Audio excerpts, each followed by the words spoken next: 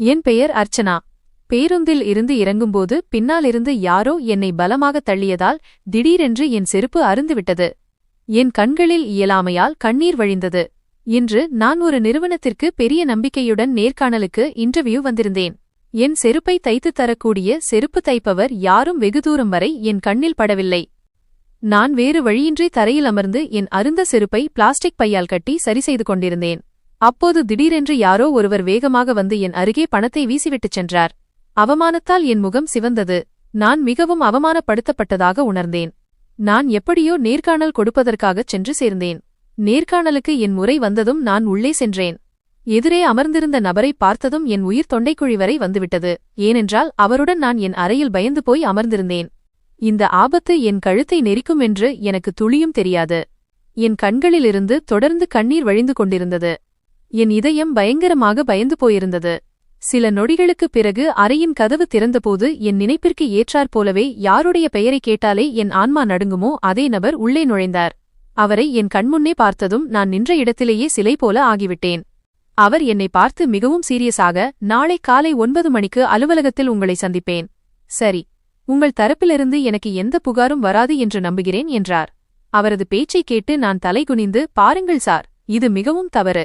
நான் இந்த நிறுவனத்திற்கோ அல்லது இந்த பதவிக்கோ தயாராக இல்லை என்று நான் என் பேச்சை முடிப்பதற்கு முன்பே அவர் தனது கம்பீரமான குரலில் குறுக்கிட்டு, உன்னிடம் என்ன சொல்லப்பட்டதோ அதில் மட்டும் கவனம் செலுத்து. தேவையற்ற விஷயங்களை பேசி என் நேரத்தையும் உன் நேரத்தையும் வீணடிக்க தேவையில்லை.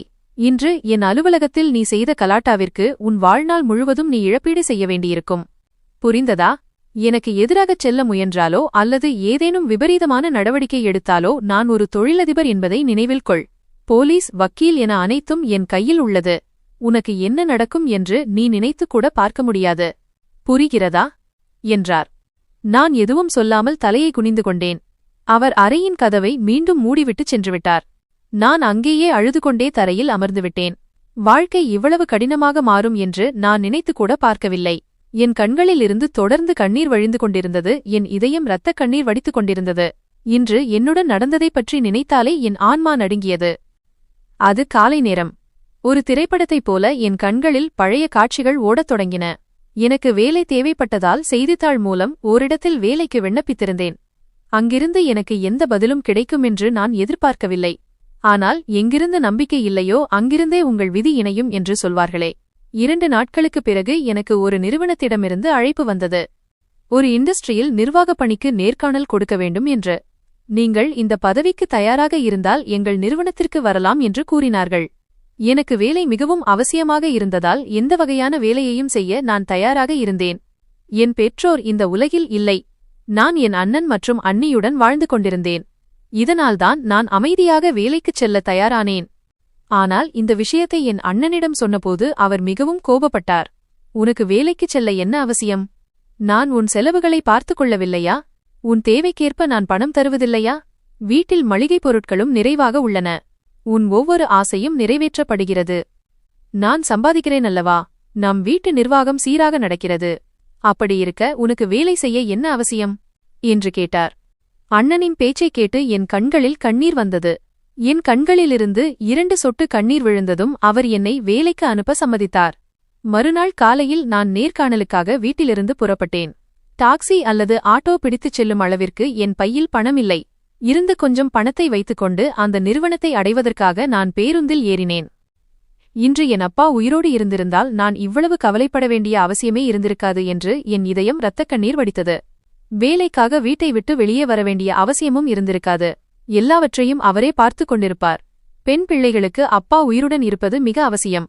அவர் உலகை விட்டு பிரிந்தால் மகள்கள் அனாதையாகிவிடுகிறார்கள். தந்தை இல்லாத மகள் அவள் சம்பாதிக்கும் வரை மட்டுமே பாதுகாப்பாக இருக்கிறாள்.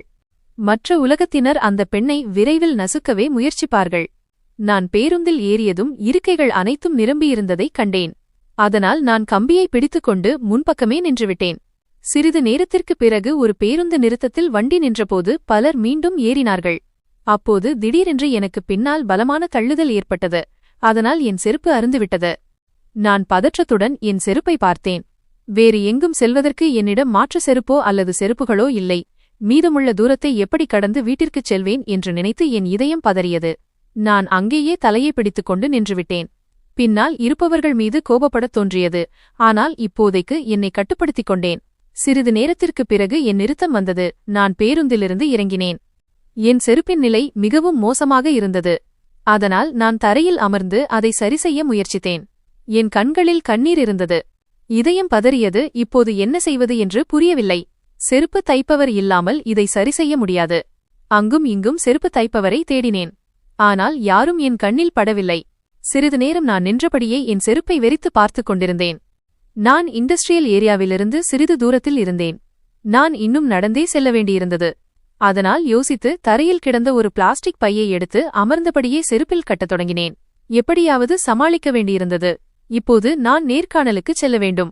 சரியான நேரத்திற்கு சென்று நேர்காணலில் கலந்து கொள்வது பற்றிய கவலை எனக்கு அதிகமாக இருந்தது. நான் தரையில் அமர்ந்து செருப்பை சரிசெய்து கொண்டிருந்தபோது திடீரென்று ஒரு மனிதன் என் பக்கம் பணத்தை வீசினான். எங்கிருந்தெல்லாம் வந்து பிச்சை எடுக்க உட்கார்ந்து விடுகிறார்களோ தெரியவில்லை என்று சொல்லிக்கொண்டே அவன் அங்கிருந்து சென்றுவிட்டான். அவன் போவதையே நான் பார்த்து கொண்டு இருந்தேன். எழுந்து நின்று அந்த ஆளை கூப்பிட்டு அந்த பணத்தை அவன் முகத்திலேயே வீசி, நான் பிச்சைக்காரி இல்லை என்று சொல்லும் தைரியம் எனக்கு வரவில்லை. அழுவதைத் தவிர எனக்கு வேறு எதுவும் செய்ய தெரியவில்லை. என் கண்களில் இருந்த ஈரத்தை கைகளால் துடைத்துவிட்டு அந்த பணத்தை என் உள்ளங்கையில் வைத்து இறுக்கிக் கொண்டேன். எனக்கு கோபம் பொங்கியது. அந்த பணத்தை செலவு செய்யும் எண்ணம் எனக்கு இல்லை. மாறாக இறைவனின் வழியிலேயே கொடுத்துவிட நினைத்தேன். என் நேரம் மோசமாக இருந்தாலும் யாருடைய பிச்சையையும் எடுத்து என் வாழ்க்கையை நடத்த முடியாது. செருப்பை பையால் கட்டிய பிறகு நான் என் கால்களை இழுத்து இழுத்து நடக்கத் தொடங்கினேன். வேகமாக நடந்தால் கட்டிய செருப்பு மீண்டும் அறுந்துவிடும். ஏனென்றால் அது பலமாக இல்லை. வெறும் பையால் மட்டுமே கட்டப்பட்டிருந்தது. வழியில் பிச்சை கேட்டுக்கொண்டிருந்த ஒரு பிச்சைக்காரரிடம் அந்த பணத்தை கொடுத்துவிட்டேன். அந்த நேரத்தில் நான் யாரோடும் பகிர்ந்து கொள்ள முடியாத அளவுக்கு பெரிய வலியுடன் இருந்தேன். எப்படியோ நடந்து சிறிது நேரத்தில் அந்த தொழிற்சாலையை அடைந்தேன். அந்த பெரிய கட்டிடத்தை பார்த்ததும் என் அடையாளம் மிகவும் சிறியதாக தோன்றியது. பழைய ஆடைகள், பிளாஸ்டிக் பை கட்டப்பட்ட உடைந்த செருப்பு. ஒரு பக்கம் என் துப்பட்டாவின் ஓரமும் கிழிந்திருந்தது. நான் ஆழமாக மூச்சுவிட்டு இறைவனின் பெயரைச் சொல்லிக்கொண்டு உள்ளே நுழைந்தேன். என்னை பார்த்து பிச்சைக்காரி என்று நினைக்கும் அளவிற்கு என் நிலைமை மோசமாக இல்லை. வரவேற்பறையிலேயே ரிசப்ஷன் நான் தடுத்து நிறுத்தப்பட்டேன். என் தோற்றத்தை பார்த்து அவள் ஏதாவது சொல்வாளோ என்று நினைத்து அதற்கு முன்பே நான் என்னை அறிமுகப்படுத்திக் கொண்டேன். அவள் உடனே கணினியில் என் பெயரை சரிபார்த்துவிட்டு என்னை 3வது மாடிக்கு செல்லச் சொன்னாள். நான் தைரியத்தை வரவழைத்துக் கொண்டு படிக்கட்டுகளை நோக்கி நடந்தேன். என் இதயம் வேகமாக துடித்தது. நான் படிக்கட்டுகளில் ஏறிக்கொண்டிருந்தபோது திடீரென்று ஒரு பெண் பின்னாலிருந்து, மேடம், இங்கே லிஃப்ட் இருக்கிறது. நீங்கள் ஏன் படிக்கட்டுகளில் செல்கிறீர்கள்? மேலே சென்றால் இருட்டாக இருக்கும். விளக்குகளும் இல்லை என்றாள். அவளுடைய பேச்சைக் கேட்டு நான் பதறிப்போய் திரும்பினேன். எதிரில் நின்ற பெண்ணை பார்த்ததும் என் மனம் ஒரு மாதிரியாக இருந்தது. அவள் மிகவும் விலை உயர்ந்த ஆடைகளை அணிந்திருந்தாள். ஆனால் அவள் மிகவும் புத்திசாலியாக தெரிந்தாள். நான் தலைகுனிந்து, மேடம், எனக்கு லிஃப்டில் மூச்சுத் திணறல் ஏற்படும். நான் படிக்கட்டுகளிலேயே சென்று விடுகிறேன். என்னிடம் மொபைல் இருக்கிறது, அதன் விளக்கை ஆன் செய்து கொள்வேன் என்றேன். அந்த பெண், நான் லிஃப்டில் செல்கிறேன், நீங்களும் என்னுடன் வாருங்கள். உங்களுக்கு பயமாக இருக்காது, மாறாக நன்றாக இருக்கும் என்று சொன்னாள். ஆனால் நான் எதுவும் சொல்லாமல் அவள் பேச்சைக் கேட்காமல் படிக்கட்டுகளை நோக்கிச் சென்றேன். இங்குள்ள ஒவ்வொருவரும் என்னையே உற்று பார்ப்பது போல் இருந்தது. ஒருவேளை அது என் மனப்பிரமையாக இருக்கலாம், அல்லது வேறேதாவது காரணமாக இருக்கலாம். ஆனால் இப்போதைக்கு நான் படிக்கட்டுகளில் ஏறுவதே சிறந்தது என்று நினைத்தேன். ஆனால் அந்த பெண் சொன்னது முற்றிலும் சரிதான். ஒரு மாடி ஏறியவுடனேயே இருள் சூழ்ந்துவிட்டது. நான் உடனே என் பையிலிருந்து மொபைலை எடுத்து டார்ச் லைட்டை ஆன் செய்து 3வது மாடிக்கு ஏறத் தொடங்கினேன். உடைந்த செருப்புடன் நடப்பது எனக்கு மிகவும் கடினமாக இருந்தது. ஆனால் நான் மனதை தேற்றிக்கொண்டு நடந்து கொண்டே இருந்தேன். 3வது மாடியை அடைந்தபோது எனக்கு மூச்சு வாங்கியது. படிக்கட்டுகள் நன்றாக இருந்தன, ஆனால் படிகள் மிகவும் பெரியதாக இருந்ததால் எனக்கு அதிக நேரம் பிடித்தது. 3வது மாடியில் ஒரு கணம் நான் திகைத்து நின்றேன். ஹாலில் ஏற்கனவே நேர்காணலுக்காக காத்திருந்த பலரை பார்த்தேன். அவர்கள் கைகளில் கோப்புகள், ஃபைல்ஸ் இருந்தன. அவர்கள் விலை உயர்ந்த ஆடைகளை அணிந்திருந்தார்கள். அங்குள்ள பெண்களின் முகங்களை பார்க்கும்போது என்னைத் தவிர மற்ற அனைவரும் இந்த பதவிக்கு சரியானவர்கள் என்று தோன்றியது. நான் அமைதியாக ஒரு மூலையில் சென்று அமர்ந்தேன். பலமுறை இங்கிருந்து சென்றுவிடலாம் என்ற எண்ணம் என் மனதில் தோன்றியது. நான் இங்கு இருப்பதற்கு தகுதியற்றவள் என்று நினைத்தேன். ஆனால் என் அப்பாவின் ஒரு விஷயம் எனக்கு நினைவுக்கு வந்தது. வாழ்க்கை உங்களை பல கட்டங்களில் கொண்டு வந்து நிறுத்தும். சில நேரங்களில் உங்களால் எதையும் சாதிக்க முடியாது, நீங்கள் பின்தங்கியே இருப்பீர்கள் என்று உங்களுக்கு தோன்றும். ஆனால் அதுதான் எழுந்து நின்று உங்களுக்காக சிறந்ததை செய்வதற்கும், உங்களுக்காக போராடுவதற்கும், உங்கள் சொந்த காலில் நிற்பதற்கும் சரியான நேரம். அதனால் நான் மனதை உறுதியாக்கிக் கொண்டு அங்கேயே அமர்ந்திருந்தேன். நான் எவ்வளவு பெரிய தவறு செய்துவிட்டேன் என்பதை அறியாமல் இருந்தேன். சில நேரங்களில் மனிதர்கள் தங்கள் காலிலேயே கோடரியால் வெட்டிக்கொள்கிறார்கள். அது அவர்களுக்கு தெரிவது கூட இல்லை. வேட்பாளர்கள் ஒவ்வொருவராக உள்ளே சென்று கொண்டிருந்தனர். இவர்களையெல்லாம் பார்த்து எனக்குள் சிறிது நம்பிக்கை ஏற்பட்டது. ஆனால் அனைவரும் சோகமான முகத்துடன் அறையை விட்டு வெளியே வந்தபோது என் மனம் இன்னும் கலக்கமடைந்தது. இவ்வளவு நம்பிக்கையானவர்களையே உள்ளே இருப்பவர் நிராகரிக்கும்போது நான் எம்மாத்திரம்? உள்ளே என்ன மாதிரியான கேள்விகள் கேட்கப்படுகின்றன? உள்ளே இருப்பவர் எப்படிப்பட்ட குணம் கொண்டவர் என்று யாரிடமாவது கேட்க வேண்டும் என்று எனக்கு தோன்றியது. ஆனால் நான் பேசுவதில் அவ்வளவு திறமையானவள் இல்லை. மக்களிடம் பேச எனக்கு மிகவும் தயக்கமாக இருந்தது. அதனால் நான் அங்கேயே அமைதியாக அமர்ந்திருந்தேன். கிட்டத்தட்ட எல்லோருடைய நேர்காணலும் முடிந்துவிட்டது. கடைசியாக என்னை உள்ளே செல்லுமாறு சைகை காட்டினார்கள். நான் ஆழமாக மூச்சுவிட்டு கதவின் அருகே வந்தேன். எனக்கு முன் சென்றவர்கள் அனைவரையும் இந்த நிறுவனத்தின் முதலாளி நிராகரித்துவிட்டார். ஏனென்றால் அவர்கள் தங்கள் கோப்புகளை எடுத்துக்கொண்டு வரவேற்பறையிலிருந்து வெளியேறிக் கொண்டிருந்தனர். கதவின் அருகே நின்று நான் ஒருமுறை ஆழமாக மூச்சுவிட்டு கடவுளின் பெயரை சொல்லிக்கொண்டு கதவை மெதுவாக தட்டினேன். முதல் தட்டலிலேயே உள்ளே இருந்து உள்ளே வாருங்கள் என்ற குரல் வந்தது. நான் மூச்சை இழுத்துவிட்டு உள்ளே நுழைந்தேன். எனக்கு பதற்றமாக இருந்தது. கை கால்கள் நடுங்கின. நான் உள்ளே நுழைந்த அடுத்த கணம் என் உயிரே போவது போல் இருந்தது. ஏனென்றால் எதிரே அமர்ந்திருந்த நபர் எனக்கு 1000 வோல்ட் மின்சார அதிர்ச்சியை கொடுத்தார். நான் யாரை உதவாக்கரை என்றும் பயனற்றவன் என்றும் நினைத்தேனோ அவன்தான் இவ்வளவு பெரிய நிறுவனத்தின் முதலாளி என்று நான் கனவிலும் நினைத்திருக்கவில்லை. சில நொடிகள் நான் அவனை விரிந்த கண்களுடன் பார்த்து கொண்டே இருந்தேன். என் வாயிலிருந்து ஒரு வார்த்தை கூட வரவில்லை. அவன் தன் இருக்கையிலிருந்து எழுந்து, ஓஹோ, வாருங்கள், உனக்காகத்தான் காத்திருந்தேன். வா வா, நேர்காணலை கொடு. இந்த நிறுவனத்திற்கும் இந்த பதவிக்கும் நீ சரியானவள் என்றால் உனக்கு நிச்சயம் வேலை கிடைக்கும். பழைய விஷயங்களைப் பற்றி நான் உன்னிடம் எந்த கேள்வியும் கேட்க மாட்டேன். உள்ளே வா என்றான். அவனது பாணி எப்போதும் போல் குளிர்ச்சியாகவும் நிதானமாகவும் இருந்தது. ஆனால் நான் அமைதி இழந்தேன். என் உடலில் அமைதிக்கு இடமே இல்லாதது போல் இருந்தது. அவனை பார்த்ததும் என் உடலில் ஒரு பெரிய நடுக்கம் ஓடியது. நான் அவனை பார்த்து மிகவும் கடுமையான வார்த்தைகளில், எனக்கு உங்களிடம் எந்த வேலையும் செய்ய விருப்பமில்லை. நான் இப்போதே இங்கிருந்து செல்கிறேன். உன்னைப் போல இவ்வளவு பெரிய ஏமாற்றுக்காரன் இங்கே இருக்கிறான் என்று தெரிந்திருந்தால் நான் ஒருபோதும் இந்த நிறுவனத்தில் அடியெடுத்து வைத்திருக்க மாட்டேன் என்றேன். இதைச் சொல்லிவிட்டு நான் திரும்ப முயன்றபோது திடீரென்று அறையின் கதவு டக் என்ற சத்தத்துடன் மூடிக்கொண்டது. நிச்சயமாக அது அவன் பொத்தான் மூலம் மூடிய தானியங்கி ஆட்டோமேட்டிக் கதவு. நான் அவனை பார்த்து, பாருங்கள் மிஸ்டர், நான் உங்களிடம் எதுவும் பேச விரும்பவில்லை. கதவை திறங்கள். நான் இங்கிருந்து செல்ல வேண்டும் என்றேன். என் பேச்சைக் கேட்டு அவன் சத்தமாக சிரித்துவிட்டு, இவ்வளவு சீக்கிரம் நீயிலிருந்து நீங்களுக்கு மாறிவிட்டாயே. நீ நிராதரவாக நிற்பாய். நான் உன் நிலைமையை பயன்படுத்தி பலனடைவேன் என்று ஒரு நேரம் வரவேண்டும் என என் மனதில் நீண்ட நாள் ஆசையிருந்தது. கதவு திறக்காது. இங்கே உட்கார்ந்து உன் நேர்காணலைக் கொடு என்றான். அவன் பேச்சைக் கேட்டு நான் பயந்து போய், கதவை திற, இல்லையென்றால் நான் கத்துவேன். எனக்கு உன்னுடன் எந்த தொடர்பும் வைத்துக் கொள்ள விருப்பமில்லை. இங்கே வேலையும் செய்ய தேவையில்லை. நீ ஏன் என்னை தொந்தரவு செய்கிறாய்? என்னைப் போன்ற நடுத்தர வர்க்கப் பெண்ணிடம் உனக்கு ஏன் இவ்வளவு ஆர்வம் என்று கேட்டேன். அதற்கு அவன் உடனே, எனக்கு உன்மேல் முன்பும் ஆர்வமில்லை, இப்பொழுதும் ஆர்வமில்லை. மேடம், நான் உன்மீது ஆர்வம் வைத்திருக்கிறேன் என்பது உன் பெரிய தவறான கருத்து. பேசாமல் உட்கார்ந்து நேர்காணலை கொடுப்பது நல்லது. இங்கே வந்த ஒவ்வொருவரும் நேர்காணல் கொடுத்துவிட்டுத்தான் சென்றிருக்கிறார்கள். உனக்கு பின்னால் இன்னும் 3 பேர் இருக்கிறார்கள். அவர்களும் நேர்காணல் கொடுக்க வேண்டும். அதனால் கலாட்டா செய்யாதே. நீ நேர்காணல் கொடுக்காமல் இங்கிருந்து செல்ல நான் விடமாட்டேன். அவன் சொன்னதை கேட்டு நான் வேகமாக, ஆனால் நீ ஏன் என் நேர்காணலை எடுக்க வேண்டும்? இங்கே உன்னை சந்திப்பேன் என்று எனக்கு தெரியாது. இல்லையென்றால் நான் ஒருபோதும் வந்திருக்க மாட்டேன். நான் இங்கே வேலை செய்யவே விரும்பவில்லை. அதனால் என்னை இங்கிருந்து போக விடுவதுதான் நல்லது. வேலை செய்வது என்பது எதிரில் இருப்பவரின் முடிவு. நான் இங்கே வேலை செய்ய விரும்பவில்லை என்றால் நீங்கள் என்னை கட்டாயப்படுத்த முடியாது என்று கூறிவிட்டு நான் மீண்டும் கதவை திறக்க முயன்றேன். ஆனால் கதவு திறக்கவில்லை. அப்போது அவன் என்னை பார்த்து, ஏய் பெண்ணே, நீ இப்படி கலாட்டா செய்தால் இங்கே எனக்கு பெரிய அவப்பெயர் உண்டாகும். என் கௌரவத்திற்கு சிறு பாதிப்பு ஏற்பட்டாலும் என்னை விட மோசமானவன் யாரும் இருக்க மாட்டான் என்பதை நினைவில் கொள். நான் உனக்கு தீங்கு செய்ய விரும்பவில்லை. ஆனால் நீ என்னை கடுமையாக நடந்து கொள்ள வற்புறுத்துகிறாய். என் பேச்சை கேட்பது உனக்கு நல்லது. அவன் பேச்சை கேட்டதும் நான் உடனே சத்தமாக கத்தினேன். போதும், நிறுத்து. நீ முன்பும் மரியாதையற்ற பிடிவாதக்காரன், இப்பொழுதும் அப்படியேதான் இருக்கிறாய். நீ என்னை எவ்வளவு அழிக்க வேண்டுமோ அழித்துவிட்டாய்.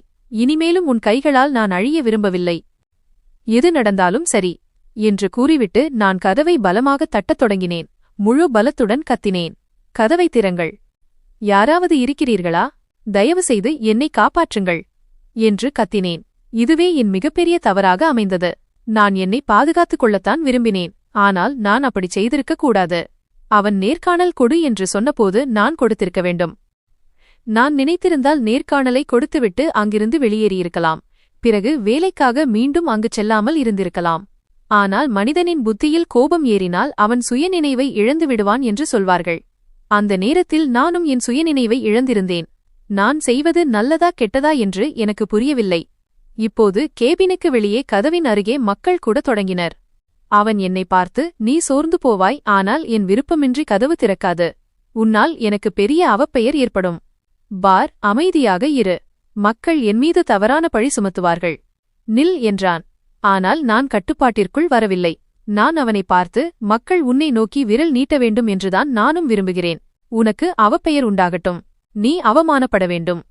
ஏனென்றால் நீ எனக்கு செய்ததை நான் ஒருபோதும் மறக்க மாட்டேன். உன்னால்தான் நான் என் மிகத் விலைமதிப்பற்ற ஒன்றை இழந்துவிட்டேன். என் பேச்சை கேட்டதும் அவன் உடனே உரத்த குரலில், அது எதுவும் என்னால் நடக்கவில்லை. நான் உன்னிடம் முழு விஷயத்தையும் முன்பே விளக்கிவிட்டேன் என்றான். அது முழுக்க முழுக்க உன்னுடைய ஒரு தவறான புரிதலாக மட்டுமே இருந்தது. ஆனால் நான் அப்போதும் கோபத்தில் பைத்தியம் பிடித்தவள் போல இருந்தேன். கதவை வேகமாக தட்டிக் கொண்டிருந்தேன். அவன் சொல்வதை கேட்கும் நிலையில் நான் இல்லை. என்னுடைய கோபத்தை பார்த்து அவன் கதவை திறந்தான். என்னை பார்த்து, உன்னுடைய இந்த செயலுக்கான விளைவை நீ மிக விரைவில் சந்திப்பா என்று உனக்கு தெரியும்தானே என்று கூறினான். ஆனால் நான் எதை பற்றியும் யோசிக்காமல் வெளியே வந்துவிட்டேன். கதவுக்கு வெளியே நின்று கொண்டு, உனக்கு என்ன செய்ய வேண்டுமோ அதை செய். நான் உன்னை கண்டு பயப்பட மாட்டேன். புரிந்ததா? நீயும் இங்கே வேலை செய்கிறாய், நானும் இந்த உலகத்தில்தான் வாழ்கிறேன். யார் என்னை என்ன செய்து விடுவார்கள் என்று பார்க்கிறேன் என்று சத்தமாக கத்தினேன். உன்னை போன்ற கேவலமான மனிதனிடம் வேலை செய்வதை விட நான் மக்களின் வீடுகளுக்கு சென்று பெருக்கி துடைப்பதே மேல் என்று கூறினேன். வெளியே இருந்தவர்கள் இதையெல்லாம் பார்த்து கொண்டிருந்தார்கள். நான் இப்படி சொல்லிவிட்டு நகரத் தொடங்கும்போது அவன் கோபத்துடன் வெளியே வந்தான். என்னை பார்த்து, கடைசியாக நீ மக்களுக்கு கத்தி கத்தி என்ன சொல்ல விரும்புகிறாய்? நான் உன் மானத்தில் கை வைத்துவிட்டேன் என்று இவ்வளவு பெரிய நாடகம் ஆடுகிறாயா என்று கேட்டான். இப்போது அவனுக்கும் கோபம் தலைக்கேறியிருந்தது. அவனும் தன் நிதானத்தை இழந்திருக்கலாம். நான் அவனிடம் ஏதாவது சொல்வதற்கு முன்பே அவன் பேசத் தொடங்கினான். முதலில் நான் உன்னிடம் தவறாக எதுவுமே செய்யவில்லை. உன்னை மன்னித்துப் போகவிட்டேன். ஆனால் இன்று அனைவரின் முன்னிலையிலும் நீ நினைத்துக்கூட பார்க்காததை நான் உனக்கு செய்வேன் என்று கூறினான். ஆனால் அவன் ஏதாவது நடவடிக்கை எடுப்பதற்கு முன்பே நான் அவன் பக்கம் சென்று அவனுக்கு யோசிக்க நேரம் கொடுக்காமல் பலமாக அவன் முகத்தில் அறைந்தேன். அவன் சட்டையை பிடித்து, என்னிடம் தவறாக நடந்து கொள்ளும் அளவுக்கு உனக்கு தகுதியில்லை. புரிந்ததா? இனிமேல் என் மீது கத்துவதற்கு துணிந்தால் நான் உன் மண்டையை உடைத்து விடுவேன். நான் என்ன செய்ய முடியும் என்று உனக்கு தெரியாது என்று மிரட்டினேன். இதைச் சொன்னதும் நான் யோசிக்காமல் அங்கிருந்து வெளியேறினேன். நான் யாருக்கு முன்னால் நின்று இந்த தவறைச் செய்தேனோ அவன் ஒரு சாதாரண மனிதன் அல்ல என்பது எனக்கு தெரியாது. அவன் ஒரு மிகப்பெரிய பணக்கார தொழிலதிபர். அவனிடம் பணம், புகழ் எல்லாம் இருந்தது. ஆனால் நான் அவனை இப்போதும் அதே ஏழை நிகிலாகத்தான் நினைத்துக் கொண்டிருந்தேன். அவன் எப்போதும் என் முன்னால் தலை குனிந்து நிற்பான். என் ஒவ்வொரு மோசமான நடத்தையையும் அமைதியாக பொறுத்துக்கொள்வான். ஆனால் நேரம் எப்போதும் ஒரே மாதிரியாக இருப்பதில்லை என்று சொல்வார்களே, அதுபோல ஒவ்வொரு மனிதனின் நேரமும் கண்டிப்பாக மாறும். இம்முறையும் காலம் வெகுவாக கடந்துவிட்டது. ஒருவேளை நிகிலின் நேரம் மாறியிருக்கலாம். நான் இன்னும் ஆழமான சிந்தனையில் மூழ்கியிருந்தபோது திடீரென்று என் அறையின் கதவு திறந்தது. நான் கடந்த கால நினைவுகளிலிருந்து வெளியே வந்தேன். என் முன்னால் என் அண்ணன் சிவந்த கண்களுடன் என்னை முறைத்துக் கொண்டு நின்றார். நான் அவரிடம் ஏதாவது சொல்ல முயல்வதற்கு முன்பே அவர் என் அருகில் வந்து என் முகத்தில் பலமாக அறைந்தார். பிறகு என் முடியை கெட்டியாக பிடித்துக்கொண்டு, உன்னால் இன்று நான் ஒரு தகுதியில்லாத மனிதனிடம் அவமானப்பட நேர்ந்தது. எந்த மனிதனிடம் நான் முகம் கொடுத்து பேசக்கூட விரும்பவில்லையோ, உன்னால் இன்று நான் அவனிடம் கெஞ்ச வேண்டியதாயிற்று. நாம் அவனுக்கு எதிராகச் சென்றால் அவன் நம்மை எங்கும் வாழவிடமாட்டான். இதெல்லாம் உன்னால்தான் நடந்தது என்று உனக்கு தெரியுமா? உன்னால் இன்று நான் முற்றிலும் உதவியற்றவனாகிவிட்டேன் என்றார். அண்ணனின் பேச்சைக் கேட்டு என் கண்களில் கண்ணீர் வழிந்தது. ஆனால் நான் எந்த சூழ்நிலையில் இருக்கிறேன் என்பதை என் அண்ணனுக்கு எப்படி புரிய வைப்பேன்? அவர் எதையும் புரிந்து கொள்ள மாட்டார் என்று எனக்கு தெரியும். அவர் தொடர்ந்து, இனி வாழ்நாள் முழுவதும் நீ அவனுக்கு அடிமை வேலை செய்ய வேண்டும். ஒருவேளை நீ அவன் பேச்சை கேட்க மறுத்தால் காவல்துறை என்னை சட்டையை பிடித்து இழுத்துச் செல்லும். நிகிலிடமிருந்து விலகியிரு என்று நான் உன்னிடம் எத்தனை முறை சொல்லியிருக்கிறேன் அர்ச்சனா. எனக்கு அவன் முதலிலிருந்தே சரியான ஆளாக தெரியவில்லை. ஆனால் நீ எப்போதும் அவன் மீதான பரிதாபத்தில் பைத்தியமாக இருந்தாய். அவன் உனக்கு என்ன செய்தான் என்று இப்போது பார்த்துவிட்டாயா? அதன் முடிவு உன் கண் முன்னே இருக்கிறது. பார்த்துக்கொள். அவன் ஒரு மிகப்பெரிய தொழிலதிபர். எனக்கு முன்பே சந்தேகம் இருந்தது. அவன் எனக்கு ஒரு சாதாரண மனிதனாக தெரியவே இல்லை. நீ அவனிடமே சண்டை போட்டுவிட்டு வந்திருக்கிறாய் என்றார். அண்ணனின் பேச்சைக் கேட்டு நான் அழுது கொண்டே. அண்ணா, அவன் பழைய விஷயங்களைப் பற்றி பேசிக் கொண்டிருந்தான். அதை தவறான அர்த்தத்தில் மாற்றிக்கொண்டிருந்தான். அதனால் எனக்கு அவன் மீது கோபம் வந்து கை ஓங்கிவிட்டேன். அண்ணா, என்னிடம் தவறு நடந்துவிட்டது என்று எனக்கு தெரியும். நான் மிகவும் வெட்கப்படுகிறேன். ஆனால் விரைவில் அவனுடைய பிடியிலிருந்து விடுபட முயற்சிப்பேன். அண்ணா, உங்கள் மீது எந்த பிரச்சனையும் வராமல் பார்த்துக்கொள்வேன் என்று நான் உறுதியளிக்கிறேன். என்னால் நீங்கள் எந்த பிரச்சனையையும் சந்திக்க நேரிடாது என்றேன். ஆனால் அண்ணன் என் பேச்சை கேட்க தயாராக இல்லை. என்னை தூர தள்ளிவிட்டு நீ என்னை யாருக்கும் முகம் காட்ட முடியாத அளவுக்கு ஆக்கிவிட்டாய். இவ்வளவு பரிதாபம் காட்டாதே என்று நான் உனக்கு எவ்வளவு எடுத்துச் சொன்னேன். பார், இன்று உன் பரிதாபம் என் கழுத்துக்கே சுருக்காக மாறிவிட்டது. நான் உன்னை ஒருபோதும் மன்னிக்க மாட்டேன் அர்ச்சனா. இன்று நீ என் மனதை மிகவும் காயப்படுத்திவிட்டாய். அப்பா இறந்த பிறகு நீ என்னை ஒருபோதும் ஏமாற்ற மாட்டாய் என்று நம்பியிருந்தேன். ஆனால் இன்று நீ செய்த செயலால் உன் முகத்தை பார்க்கக்கூட நான் விரும்பவில்லை. நீ எனக்காக இறந்துவிட்டாய். எப்போதும் என்றென்றும் என்று கூறிவிட்டு அண்ணன் அறையை விட்டு வெளியேறினார். நான் அங்கேயே தரையில் உட்கார்ந்து கதறி அழுது கொண்டிருந்தேன். என் அண்ணன் என்னை மிகவும் நேசித்தார். ஆனால் இன்று அவருடைய இந்த மாற்றத்தை பார்த்து என் இதயம் இரத்தக் கண்ணீர் வடித்தது. என் அண்ணனின் கோபத்தை போக்க நான் என்ன செய்வது என்று எனக்கு புரியவில்லை. என்னால் அண்ணனின் மனம் மிகவும் காயப்பட்டிருந்தது. என் அண்ணன் என் மீது கோபப்படுவதை நான் ஒருபோதும் விரும்பியதில்லை. இன்று அவர் என் மீது கோபப்படவில்லை, என்னை வெறுக்கத் தொடங்கியிருந்தார். நேரம் மெதுவாக கடந்து கொண்டிருந்தது. இரவு முழுவதும் அழுது கொண்டே கழிந்தது. மறுநாள் காலை சூரியன் முழு வெளிச்சத்துடன் உதித்தது. அழுது கொண்டே நான் எப்போது தூங்கினேன் என்றே எனக்கு தெரியவில்லை. காலையில் அண்ணி என்னை எழுப்பியதால் கண் விழித்தேன். நான் பதறிப்போய் எழுந்தேன். கடிகாரத்தை பார்த்தபோது காலை 10 மணி ஆகிவிட்டது. அண்ணி என்னை பார்த்து, சீக்கிரம் தயாராகு அர்ச்சனா. உன் அண்ணன் உனக்காக வெளியே காத்துக் கொண்டிருக்கிறார். உன்னை இறக்கிவிட்டு அவர் வேலைக்குச் செல்வார்.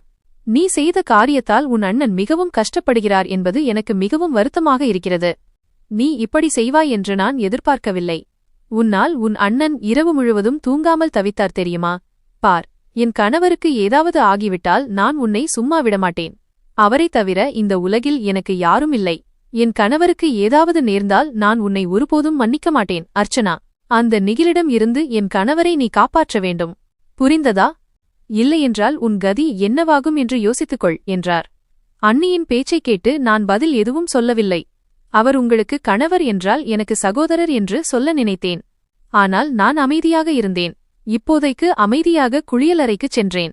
குளித்துவிட்டு உடை மாற்றி வெளியே வந்தபோது அண்ணன் அறையிலேயே அமர்ந்திருந்தார். நான் மெதுவாக அண்ணனிடம் காலை வணக்கம் சொன்னேன். வேகமாக தயாராகத் தொடங்கினேன். சிறிது நேரத்திற்குப் பிறகு எனக்கு பின்னால் நின்றிருந்த அண்ணன் மெல்லிய குரலில், அர்ச்சனா, என்னை மன்னித்துவிடு. நேற்று இரவு நான் மிகவும் உணர்ச்சிவசப்பட்டு உன்னிடம் நிறைய கடுமையான வார்த்தைகளை பேசிவிட்டேன். ஆனால் நீ பயப்படாதே, நான் ஏதாவது செய்கிறேன். இந்த நிகில் உனக்கு எந்த தீங்கும் செய்ய முடியாது என்றார். அண்ணனின் பேச்சைக் கேட்டு என் கண்களில் கண்ணீர் வந்தது. நான் உடனே, அண்ணா, நீங்கள் எதுவும் செய்ய தேவையில்லை. இது என்னுடைய பிரச்சினை. இதை நானே தனியாக சமாளிப்பேன். நீங்கள் கவலைப்பட வேண்டாம். நீங்கள் கவலைப்பட்டால் வீட்டின் மொத்த நிம்மதியும் கெட்டுவிடும். என்னால் நீங்களோ உங்கள் மனைவியோ அல்லது உங்கள் குழந்தைகளோ கஷ்டப்படுவதை நான் விரும்பவில்லை என்றேன். இவ்வளவு சொல்லிவிட்டு நான் என் பையை எடுத்துக்கொண்டு அறையை விட்டு வெளியேறத் தொடங்கினேன். என் அண்ணனும் அமைதியாக என் பின்னால் வந்தார். இன்று அவர் என்னிடம் நடந்து கொண்ட விதத்தை நான் சாகும் வரை மறக்க முடியாது. அவர் என் மீது கை ஓங்கினார். என்னை திட்டினார், தன் வெறுப்பை வெளிப்படுத்தினார். பிறகு அண்ணியும் என்னிடம் நிறைய பேசிவிட்டுச் சென்றார். என்னால் எதையும் அவ்வளவு எளிதில் மறக்க முடியாது. ஆனாலும் அண்ணனின் கோபம் மறைந்ததில் எனக்கு மகிழ்ச்சி.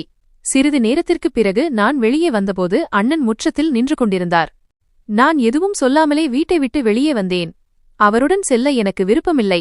ஆனால் வேறு வழியில்லாமல் கேட்க வெளியே நின்று அவருக்காக காத்திருக்க வேண்டியிருந்தது. சிறிது நேரத்திற்குப் பிறகு அவர் தனது பைக்கை எடுத்துக்கொண்டு என் முன்னால் வந்து நின்றார். அதில் ஏறி நாங்கள் இருவரும் தொழிற்சாலைக்கு செல்ல புறப்பட்டோம். கிட்டத்தட்ட பாதி வழியில் நாங்கள் இருவரும் அமைதியாகவே இருந்தோம். சிறிது நேரத்திற்குப் பிறகு அண்ணன் மெல்லிய குரலில், நான் உன்னிடம் மீண்டும் சொல்கிறேன் அர்ச்சனா, உன்னை தனிமையில் இருப்பதாக நினைக்காதே. நான் உன்னுடன் இருக்கிறேன். இப்போது உனக்காக அப்பா இந்த உலகில் இல்லை என்றாலும் உன்னுடன் எப்போதும் நிற்கும் உன் அண்ணன் இருக்கிறான். இரவில் நான் மிகுந்த கோபத்தில் இருந்தேன். ஆனால் என் தவறுக்காக நான் மிகவும் வெட்கப்படுகிறேன். தயவுசெய்து என்னை மன்னித்துவிடு என்றார். நான் எதுவும் சொல்லாமல் அவர் தோளில் என் கையை வைத்து அவர் முதுகில் சாய்ந்து கொண்டு, அண்ணா, நீங்கள் கவலைப்படாதீர்கள், நான் விரைவில் இந்த சிக்கலிலிருந்து வெளியே வருவேன். நிகில் குறிப்பிடும் அந்த தவறான புரிதல் உண்மையிலேயே தவறான புரிதலா அல்லது அவன் மறைத்து வைத்திருக்கும் உண்மையா என்பதை நான் தெரிந்து கொள்ள வேண்டும் என்றேன். என் பேச்சை கேட்டு அண்ணன், இல்லை, இப்போதைக்கு நீ அமைதியாக இரு. எந்த விஷயத்திலும் நீ தலையிட தேவையில்லை. எவ்வளவு சீக்கிரம் முடியுமோ அவ்வளவு சீக்கிரம் அவனுடன் உன் பிரச்சினையை தீர்த்துவிட்டு இந்த வேலையை விட்டுவிடு. வேலைக்குச் செல்ல வேண்டிய அவசியமில்லை என்று நான் முன்பே உன்னிடம் சொன்னேன். நான் சம்பாதிக்கிறேன் தானே, நம் குடும்பம் நன்றாகவே நடக்கும் என்றார். அண்ணனின் பேச்சைக் கேட்டு நான் அமைதியாக இருந்தேன். உங்களிடம் பணம் வாங்குவது உங்கள் மனைவிக்கு பிடிக்காது என்பதை என்னால் அவரிடம் சொல்ல முடியவில்லை. பயணம் முடிந்தது. அண்ணன் என்னை அலுவலக வாசலில் இறக்கிவிட்டுச் சென்றுவிட்டார். நான் கடவுளின் பெயரை சொல்லிக்கொண்டே அலுவலகத்திற்குள் நுழைந்தேன். என் வாழ்க்கை இனி எவ்வளவு கடினமாக இருக்கப் போகிறது என்பது எனக்கு தெரியாது.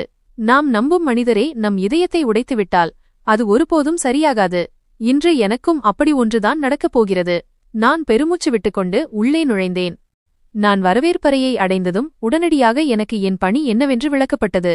சீக்கிரம் 3வது தளத்திற்குச் சென்று திரு நிகிலின் அறையை சுத்தம் செய்யுங்கள். இன்று உங்கள் வேலை இதுதான் என்று கூறப்பட்டது. இதை கேட்டதும் என் கண்களில் கண்ணீர் வந்தது. அதாவது அவன் என் பேச்சை நிறைவேற்றுகிறான். அவன் எனக்கு இவ்வளவு கீழ்த்தரமான வேலையை கொடுத்திருந்தான். இங்கே வேலை செய்வதை விட யாருடைய வீட்டிலாவது சுத்தம் செய்வது மேல் என்று நான் கோபத்தில் அவனிடம் கூறியிருந்தேன். நான் ஆழமாக மூச்சுவிட்டேன். ஒவ்வொரு புதிய சோதனையையும் எதிர்கொள்ள என்னை தயார்படுத்திக் கொண்டேன். நான் நேராக 3வது தளத்தை நோக்கி நடந்தேன். ஆனால் 2வது தளத்தின் படிக்கட்டுகளில் நான் என் மொபைலை எடுக்க முயன்றபோது நான் ஆச்சரியத்தில் உறைந்து போனேன். அந்த தளம் முழுவதும் வெளிச்சத்தில் மூழ்கியிருந்தது. நேற்று படிக்கட்டுகளில் ஏறும்போது எனக்கு மிகவும் பயமாக இருந்தது. இப்போது நான் நிம்மதி பெருமூச்சு விட்டேன். நான் மெதுவாக 3வது தளத்தை அடைந்தேன். எதிரில் ஒரு நபர் நின்று கொண்டிருந்தார். அவரை புறக்கணித்துவிட்டு நான் நிகிலின் அறைக்குச் செல்ல விரும்பினேன். அப்போது அவர் என்னை பார்த்து, வாருங்கள் மேடம், நான் உங்கள் சாமான்களை தருகிறேன். பிறகு நீங்கள் நேராக சார் அறைக்குச் செல்லலாம். அங்கே போய் அதிக நாடகம் ஆட வேண்டாம். சத்தம் போட்டால் அபராதம் கட்ட வேண்டியிருக்கும் என்பதை நினைவில் கொள்ளுங்கள். இங்கே தவறு செய்தால் திட்டு கிடைக்காது, அபராதம்தான் கொடுக்க வேண்டும். சரிதானே? புரிந்ததா என்றார். அவர் சொன்னதைக் கேட்டு நான் பதில் எதுவும் சொல்லவில்லை. நான் அமைதியாக அவருடன் கிடங்கு அறைக்குச் சென்றேன். ஒரு துடைப்பம் மற்றும் சுத்தம் செய்யும் துணி. அந்த நபர் அதை என்னிடம் கொடுத்துவிட்டு, சாருக்கு சுத்தம் என்றால் மிகவும் பிடிக்கும். வேலையில் ஏதாவது அலட்சியம் காட்டினால் சார் கடுமையான தண்டனை கொடுப்பார் என்றார். நான் எதுவும் சொல்லாமல் பொருட்களை எடுத்துக்கொண்டு நேராக நிகிலின் அறைக்கு வந்தேன். உண்மையில் நிகில் என்று எனக்கு சொல்லப்பட்ட பெயர் மிகச் சிறியது. அவனது உண்மையான பெயர் ஆர்வி நிகில் மல்ஹோத்ரா. நான் உள்ளே நுழைந்ததும் அவன் என்னை கேலியாக பார்த்து, இதுதான் உன் தகுதி. இப்போது என் அறையை நன்றாக சுத்தம் செய். என் மேஜை மற்றும் அலுவலகம் முழுவதையும் பெருக்கு. என் அலுவலகத்தில் வேலை செய்வதை விட மக்களின் வீடுகளில் பெருக்கித் துடைப்பது நல்லது என்று நீதானே சொன்னாய். அதனால் இப்போது நீ இந்த வேலையைத்தான் செய்வாய். இந்த வேலையைத்தான் நான் உனக்காக தேர்ந்தெடுத்திருக்கிறேன் என்றான். அவன் பேச்சைக் கேட்டு நான் பதில் எதுவும் சொல்லவில்லை.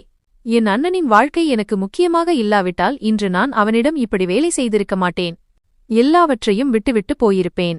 அவன் என்னை காவல்துறையில் பிடிக்கக் கொடுத்தாலும் எனக்கு கவலை இல்லை. ஏனென்றால் அவன் என்னிடம் சொன்ன பொய்களை என்னால் சாகும் வரை மறக்க முடியாது. நான் அவன் முன்னால் தலை குனிந்து அவன் மேஜையை சுத்தம் செய்யத் தொடங்கினேன். அப்போது அவன் என்னை பார்த்து, எல்லோருக்கும் முன்னால் நீ என்னிடம் மன்னிப்பு கேட்டால் நான் உனக்கு எதுவும் செய்ய மாட்டேன். உனக்கான சரியான பதவியை தருவேன். நீ மரியாதையாக வேலை செய்யலாம். ஆனால் இதே திமிருடன் இருந்தால் இதைவிட மோசமான வேலைகளை செய்ய வேண்டியிருக்கும் என்பதை நினைவில் கொள் என்றான். அவன் பேச்சைக் கேட்டு நான் மெல்லிய குரலில், சார், காலை எடுங்கள். நான் இங்கேயும் சுத்தம் செய்து விடுகிறேன் என்றேன். என் பேச்சைக் கேட்டு அவன் திடீரென்று எழுந்து என் கையை இறுகப் பிடித்துக்கொண்டு, நீ உன்னை என்ன நினைத்துக் கொண்டிருக்கிறாய்? நீ என்ன இளவரசியா மனதில் நினைத்ததையெல்லாம் செய்வதற்கு? உன்னால் எனக்கு எவ்வளவு அவமானம் ஏற்பட்டது தெரியுமா? வாடிக்கையாளர்கள் யாரும் அலுவலகத்தில் இல்லாதது கடவுளின் அருள். யாராவது இந்த நாடகத்தை பார்த்திருந்தால் வணிக உலகில் எனக்கு எவ்வளவு அவப்பெயர் ஏற்பட்டிருக்கும் தெரியுமா?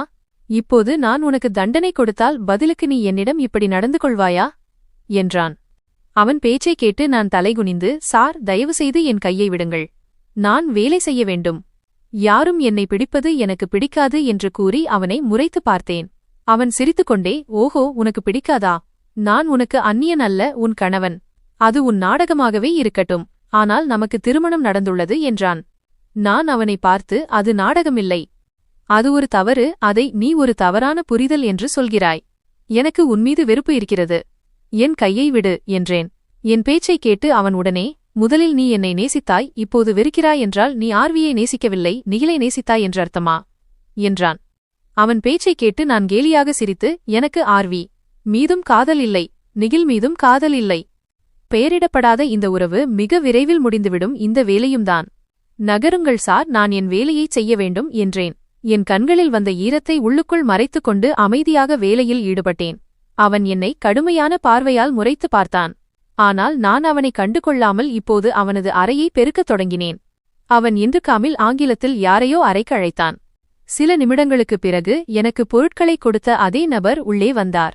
ஆனால் நிகில் அவரை பார்த்து, மேலாளரை அனுப்புங்கள், இந்த பெண்ணை அழைத்து சென்று இவளுக்கான மேஜையை கொடுங்கள், இவளுடைய பதவி எதுவோ அதை ஒப்படையுங்கள், என்னுடைய தனிப்பட்ட வேலைகளை இந்த பெண்தான் செய்வாள் என்றான்.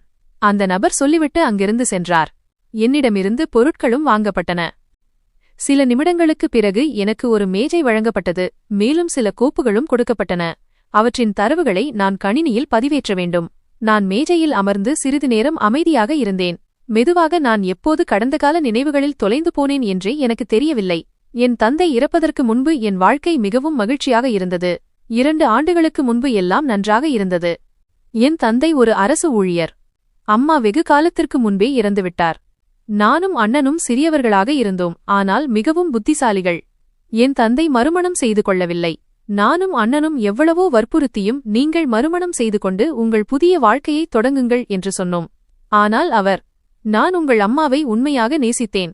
வாழ்க்கையில் திருமணம் ஒருமுறைதான் நடக்கும். அது எனக்கு நடந்துவிட்டது. மீண்டும் திருமணம் என்ற விளையாட்டை நடத்தி என் வாழ்க்கையை மோசமாக்க விரும்பவில்லை என்று கூறி மறுத்துவிட்டார். இந்த காரணங்களால் நான் அப்பாவுக்கு மிகவும் நெருக்கமானேன். என் மனதில் உள்ள அனைத்தையும் அவரிடம் சொல்வது, அவருக்கு தேவையான அனைத்தையும் செய்வது, அவருக்கு சேவை செய்வதிலேயே நான் இருந்தேன். மாலை 5 மணிக்குப் பிறகு எல்லா நேரமும் நான் அவருடனே இருப்பேன். நான் என் வேலைகளை 5 மணிக்குள் முடித்துவிடுவேன். அப்பாவும் வேலையை முடித்துவிட்டு வீட்டுக்கு வந்துவிடுவார். அந்த சமயத்தில் எங்கள் வீட்டுக்கு ஒரு இளைஞன் வாடகைக்கு வந்தான். அவன் பெயர் நிகில் மல்ஹோத்ரா. அப்பா அவனுக்கு திட்டவட்டமாக மறுத்துவிட்டார். மேல்தள அறையை நாங்கள் குடும்பமாக இருப்பவர்களுக்கு, அதாவது குழந்தைகள் குடும்பம் உள்ளவர்களுக்குத்தான் வாடகைக்கு கொடுக்க விரும்புகிறோம் என்று சொல்லிவிட்டார். ஆனால் ஒரு அறையை எடுத்துக்கொள்ள அப்படி எந்த ஒரு குடும்பமும் தயாராக இல்லை. நிகில் மல்ஹோத்ரா அப்பாவிடம் மிகவும் கெஞ்சிக் கொண்டிருந்தான். நான் கிராமத்திலிருந்து வந்திருக்கிறேன். எனக்கு முன்னும் பின்னும் யாரும் இல்லை. எனக்கு இங்கே வேலை செய்ய வேண்டும், தங்குவதற்கு இடமும் வேண்டும் என்று அவன் கூறினான். ஆனால் என் அண்ணனும் அப்பாவும் அவனை திட்டவட்டமாக மறுத்துவிட்டார்கள். நிகில் மல்ஹோத்ரா அப்பாவிடம் கெஞ்சிக் கொண்டிருந்த விதம், அவரிடம் கோரிக்கை வைத்துக் கொண்டிருந்த விதம், எளிமையான உடையணிந்திருந்த அந்த மனிதர் எனக்கு மிகவும் அப்பாவியாக தெரிந்தார். அதனால் நான் அப்பாவிடம் இவருக்கு ஒரு அறை வாடகைக்கு கொடுக்குமாறு சிபாரிசு செய்தேன். எப்படியும் இவன் காலையில் வேலைக்குச் சென்றுவிட்டு இரவு வெகு தாமதமாகத்தான் வீடு திரும்புவான், அந்த நேரத்தில் அண்ணனும் வீட்டிலிருப்பார் என்று சொன்னேன். என் பேச்சைக் கேட்டு அப்பா அவனை வாடகைக்கு வைத்துக்கொள்ள ஒப்புக்கொண்டார். அப்பா சம்மதித்ததும் அண்ணன் மிகவும் கோபப்பட்டார். இந்த விஷயங்களில் நான் ஏன் தலையிடுகிறேன் என்று. இந்த கோபத்தாலேயே அப்பா பிடிவாதமாக இருந்தார். நான் என் மகளின் பேச்சை ஏன் மறுக்க வேண்டும்? என் மகளின் பேச்சு கண்டிப்பாக மதிக்கப்படும். இப்போது நான் நிகிலுக்கு அறை வாடகைக்கு கொடுப்பேன் என்றார். இப்படியாக என் அண்ணன் எவ்வளவோ சொல்லியும் நாங்கள் நிகில் மல்ஹோத்ராவுக்கு வீட்டை வாடகைக்கு கொடுத்தோம். அவன் ஒரு சாதாரண மனிதன் அல்ல, மாறாக ஒரு பெரிய தொழிலதிபர் என்பது எங்களுக்கு தெரியாது. அவன் என்னை விரும்பி அதற்காக மட்டுமே இங்கு வந்திருந்தான் என்பதும் எங்களுக்கு தெரியவில்லை. அவன் என்னை அப்பாவுடன் அவரது அலுவலகத்தில் பார்த்திருந்தான். அப்போதிலிருந்தே அவன் என் மீது காதலில் விழுந்துவிட்டான். ஆனால் எனக்கு இது பற்றி துளியும் தெரியாது. வீட்டாரைப் போலவே நாங்களும் அவனை நம்மில் ஒருவனாக நினைக்கத் தொடங்கினோம். நான் அவனை ஒரு சகோதரனைப் போல நடத்த விரும்பினேன்.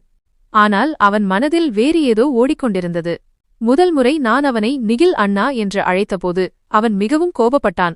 தயவுசெய்து என்னை அண்ணா என்று கூப்பிடாதே என்று திட்டவட்டமாக மறுத்துவிட்டான். நான் அதற்கான காரணத்தை கேட்டபோது அவன் மிகவும் சோகமாக, என் சொந்த உறவுகளே எனக்கு இல்லாதபோது எனக்கு இந்த உறவுகள் மீது கடும் வெறுப்பு இருக்கிறது. தயவுசெய்து என்னை நிகில் என்றே கூப்பிடுங்கள், அது எனக்கு பிடிக்கும் என்று பதிலளித்தான். அப்போதும் நான் மிகவும் விவரம் அறியாதவளாக இருந்தேன். அவன் உண்மையைத்தான் சொல்கிறான் என்று நினைத்தேன். அதனால் அவன் மனம் நோகக்கூடாது என்பதற்காக நான் அவனை நிகில் என்று அழைக்கத் தொடங்கினேன். காலம் மெதுவாக கடந்து கொண்டிருந்தது.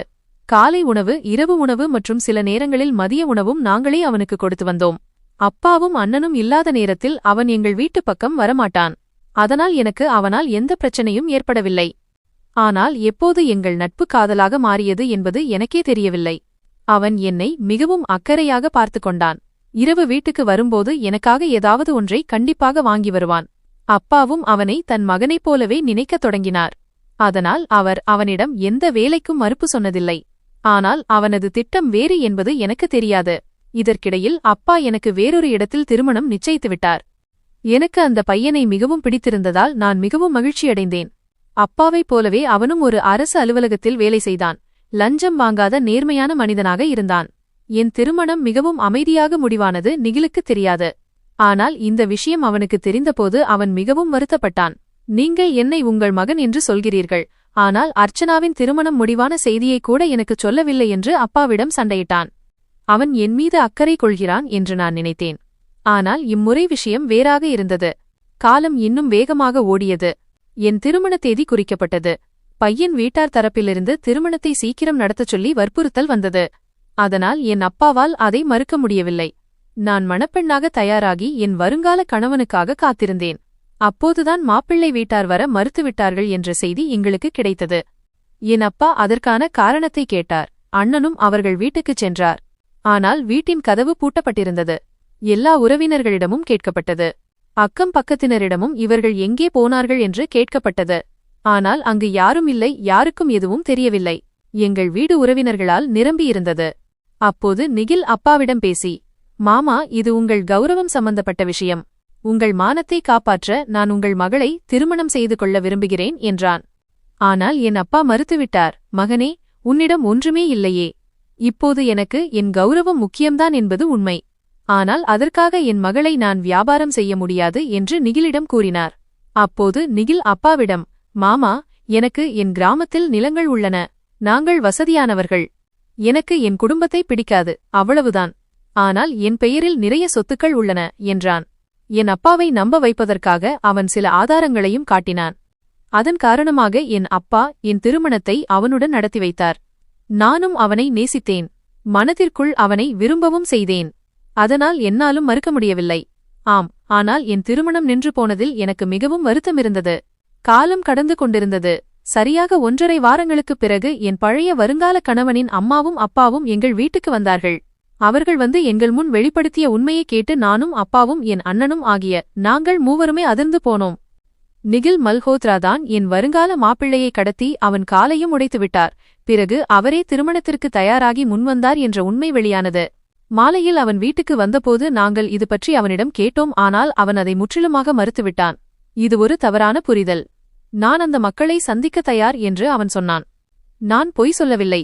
உங்களுக்கு யார் உண்மையைச் சொன்னார்களோ அவர்களைக் கண்டு நான் பயப்படவில்லை. ஆம், நான் அர்ச்சனாவை விரும்புகிறேன் என்பது உண்மைதான். ஆனால் நான் அர்ச்சனாவின் வருங்கால கணவனை கடத்தவில்லை என்றான். அவன், அர்ச்சனா எப்போது உன் தந்தை உனக்கு திருமணம் நிச்சயித்தாரோ அப்போதே நான் பின்வாங்கிவிட்டேன் என்று கூறினான். ஆனால் அவன் பேச்சை யாரும் நம்பவில்லை. அந்த நாளுக்குப் பிறகு அப்பா அவனுடனான அனைத்து உறவுகளையும் முறித்துக் கொண்டார். எனக்கு விவாகரத்து பெற்றுத்தரவும் விரும்பினார். ஆனால் அதற்கு முன்பே அப்பா உலகத்தை விட்டுப் போய்விட்டார். நாங்கள் அனைவரும் நிகில் மல்ஹோத்ராவை மறந்துவிட்டோம். எனக்கும் அவனுக்கும் இருந்த உறவு முற்றிலுமாக முடிந்துவிட்டது என்று நான் நினைத்தேன். ஆனால் இது எதுவும் எளிதாக இருக்கவில்லை. விதி 2 ஆண்டுகளுக்குப் பிறகு என்னை மீண்டும் எங்கேயெல்லாம் முடிந்ததோ அங்கேயே கொண்டு வந்து நிறுத்தியது. இன்று நான் அதிர்ந்து போகும் அளவுக்கு ஒரு உண்மையை என் முன் நிறுத்தியது. நிகில் மல்ஹோத்ராதான் என் பழைய வருங்கால கணவனின் காலை உடைத்து அவனை கடத்தியிருப்பான் என்று நான் இப்போது வரை நம்பியிருந்தேன். அவன் இந்த நாடகத்தையெல்லாம் செய்தான் என்பதில் எனக்கு வருத்தமில்லை. மாறாக அவன் என்னிடம் பொய் சொன்னான். அவன் உண்மையில் ஒரு படித்த பெரிய தொழிலதிபர் என்ற உண்மையை மறைத்து இவ்வளவு பெரிய பொய்யைச் சொன்னான் என்பதில்தான் எனக்கு வருத்தமிருந்தது. நான் தலையை குனிந்து மேஜையில் அமர்ந்திருந்தேன். அப்போது திடீரென்று ஒரு நபர் வந்து என் முன் மொபைலை வைத்து, சார், இந்த மொபைலில் உள்ள வீடியோவை பார்க்கச் சொன்னார், பிறகு அவருடைய அறைக்குச் செல்லுங்கள் என்று சொல்லிவிட்டு தலை குனிந்து நின்றார். நான் எதுவும் சொல்லாமல் அந்த வீடியோ கிளிப்பை ஓடவிட்டேன். அடுத்த கணம் என் உயிரே போய்விடுவது போல் இருந்தது. என் எதிரே என் பழைய வருங்கால கணவன், அவன் அம்மா மற்றும் நிகில் நின்று பேசிக் கொண்டிருந்தனர். என் பழைய வருங்கால கணவன் நிகிலை மிரட்டிக் கொண்டிருந்தான். நீ எனக்கு 50 லட்சம் ரூபாய் கொடுக்கவில்லை என்றால் என் அம்மா உன் மீது பொய் வழக்கு போடுவாள். நீ பெரிய பணக்காரன், உன்னால் எதையும் செய்ய முடியும் என்று எங்களுக்கு தெரியும். பார், நீ எங்களை போலீசில் பிடித்துக் கொடுத்தாலோ அல்லது அடித்தாலோ நாங்கள் உனக்கு எதிராகவே திரும்புவோம். நீ ஏழை என்று நாடகமாடி வாடகை வீட்டில் தங்கியிருக்கிறாய் என்ற உண்மையை எல்லோரிடமும் சொல்லிவிடுவோம் என்றான். அந்த நேரத்தில் நிகில் அவர்களுக்கு பணம் கொடுக்க மறுத்துவிட்டான். அதன் பிறகு அவன் அம்மா எங்கள் வீட்டுக்கு வந்து நிகிலுக்கு எதிராக எல்லா பொய்களையும் சொல்லிவிட்டுச் சென்றிருக்கிறார். சிறிது நேரம் என்ன நடந்தது என்றே என்னால் புரிந்து கொள்ள முடியவில்லை. அடுத்த கணம் நான் உடனே என் இடத்திலிருந்து எழுந்து அறையை நோக்கிச் செல்லத் தொடங்கினேன். நான் உள்ளே நுழைந்தபோது அவன் அமைதியாக சோபாவில் அமர்ந்திருந்தான். நான் ஏதாவது சொல்வதற்கு முன்பே அவன் தன் இடத்திலிருந்து எழுந்து தலைகுனிந்து, நீ கண்டிப்பாக வருவாய் என்று எனக்கு தெரியும். நான் உன்னிடம் என் தரப்பு நியாயத்தைச் சொல்ல என்று அவன் பேச்சை முடிப்பதற்குள் நான் அழுது கொண்டே அவன் மார்பில் சாய்ந்துவிட்டேன். விஷயம் என் பழைய வருங்கால கணவனைப் பற்றியது மட்டுமல்ல. விஷயம் காதலை பற்றியது. ஆம், நான் நிகில் மீது கோபமாக இருந்தேன், வருத்தமாக இருந்தேன். ஆனால் அதற்காக நான் அவனை வெறுக்கிறேன் என்று அர்த்தமல்ல. என் காதலுக்காக அவன் தன்னை மாற்றிக்கொள்ள முடியும் என்றால், ஏழையாக வாழ முடியும் என்றால், எனக்காக எதையும் செய்ய முடியும் என்றால், நானும் கொஞ்சம் இறங்கி வர முடியும். என் அப்பாவுக்கு அவனை பிடித்திருந்தது. ஆம், அவர் எனக்கு நிகிலிடமிருந்து விவாகரத்து பெற்றுத்தர விரும்பினார். ஆனால் அவருக்கு அப்படி செய்ய மனமில்லை. நீண்ட நேரம் நான் நிகிலின் மார்பில் சாய்ந்து அழுது கொண்டிருந்தேன். திடீரென்று அவன் என் முன் கைகளை கூப்பி மன்னிப்பு கேட்கத் தொடங்கினான். 2 வருடங்கள் ஆகிவிட்டன அர்ச்சனா. இந்த வலியை தாங்கிக் கொண்டு இந்த 2 வருடங்களை நான் எப்படி கழித்தேன் என்பது என் கடவுளுக்குத்தான் தெரியும். நான் உன்னை மிகவும் நேசிக்கிறேன். உன்னை அடைவதற்காகவே உன் தகுதிக்கு ஏற்றவனாக மாறி உங்கள் வீட்டுக்கு வந்தேன். உன் இதயத்தில் எனக்கு இடம் பிடிக்க விரும்பினேன். ஆனால் என்னால் அதைச் செய்ய முடியவில்லை. என்னை மன்னித்துவிடு என்றான். நானும் அழுதுகொண்டே அவனிடம், இல்லை, நீ என்னை மன்னித்துவிடு. நான் உன்னை எப்போதோ மன்னித்துவிட்டேன். தயவு செய்து என்னை உன் வாழ்க்கையில் சேர்த்துக்கொள். உன் காதலின் அருமையை நான் புரிந்து கொண்டேன் என்றேன். நான் அவனை மன்னித்துவிட்டேன். என் புதிய வாழ்க்கையை அவனுடன் மகிழ்ச்சியாக தொடங்கினேன். அப்பாவும் அம்மாவும் இறந்த பிறகு நான் இப்போது என் கணவர் வீட்டுக்கு செல்ல விரும்பினேன். ஏனென்றால் அண்ணன் மற்றும் அண்ணி வீட்டில் தங்கியிருப்பது என்னால் முடியவில்லை. என் அண்ணன் மிகவும் நல்லவர். ஆனால் என் அண்ணி என்னை பிடிக்காத ஒரு பெண்ணாக இருந்தாள். அண்ணன் என் மீது பாசம் காட்டுவதையோ, எனக்கு பணம் கொடுப்பதையோ, என் செலவுகளை பார்ப்பதையோ அவள் விரும்பவில்லை. என் தேவைகளை பூர்த்தி செய்ய எனக்கு பணம் தேவைப்பட்டது. ஆனால் அண்ணி என்னை தடுத்துக்கொண்டே இருந்தாள். அதனால்தான் எனக்கு வேலை தேவைப்பட்டது. வேலை தேடித்தான் நான் இந்த நிறுவனத்திற்கு வந்தேன். அங்குதான் நான் நிகிலை சந்தித்தேன். நான் நிகிலுடன் மீண்டும் வாழ்க்கையை தொடங்கியதில் அண்ணனுக்கு கோபம் இருந்தது. ஆனால் நான் சமாதானம் செய்த பிறகு அவர் ஒப்புக்கொண்டார். நான் இப்போது நிகிலுடன் இருக்கிறேன். மிகவும் மகிழ்ச்சியாக இருக்கிறேன். அவன் பெயர் நிகில் அல்ல, ஆர்வி மல்ஹோத்ரா. எனக்காக அவன் தன் அடையாளத்தையே மாற்றிக்கொண்டான். ஆனால் இப்போது எனக்கு அவனது உண்மை தெரிந்துவிட்டது. எங்கள் திருமணம் மீண்டும் ஒருமுறை நடந்தது. ஆனால் இம்முறை வெகு விமரிசையாக நடந்தது. ஊரே எங்கள் திருமணத்தை பார்த்தது. எங்கள் திருமணத்தில் எந்த குறையும் இருக்கவில்லை. இப்போது நான் மிகவும் மகிழ்ச்சியாக இருக்கிறேன். என் வாழ்க்கையில் எந்த பிரச்சனையும் இல்லை. எனக்கு கிடைத்ததைப் போலவே ஒரு வாழ்க்கை துணை இந்த உலகில் உள்ள ஒவ்வொரு பெண்ணுக்கும் கிடைக்க வேண்டுமென்று நான் விரும்புகிறேன். நண்பர்களே, எங்கள் கதை உங்களுக்கு பிடித்திருக்கும் என்று நம்புகிறேன். கதை பிடித்திருந்தால் வீடியோவை லைக் செய்யுங்கள். சேனலுக்கு புதியவர் என்றால் சேனலை சப்ஸ்கிரைப் செய்யுங்கள். மறக்காமல் நோட்டிஃபிகேஷன் பெல்லை அழுத்துங்கள். அப்போதுதான் அடுத்த அப்டேட் உங்களுக்கு முதலில் கிடைக்கும்.